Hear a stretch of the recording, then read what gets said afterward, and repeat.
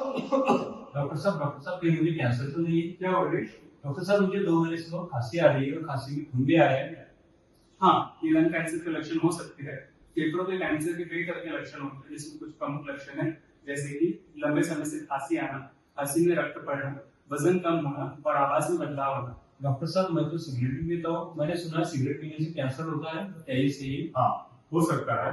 फेफड़ों के कैंसर के कई कारण होते हैं, जिनमें से मुख्य कारण धूम्रपान करना, तंबाकू खाना और साथ ही में अभी वातावरण में बढ़ते प्रदूषण के कारण ये अन्य लोगों में भी कैंसर की मात्रा बढ़ती जा रही है। डॉक्टर साहब मेरा इलाज हो सकता है?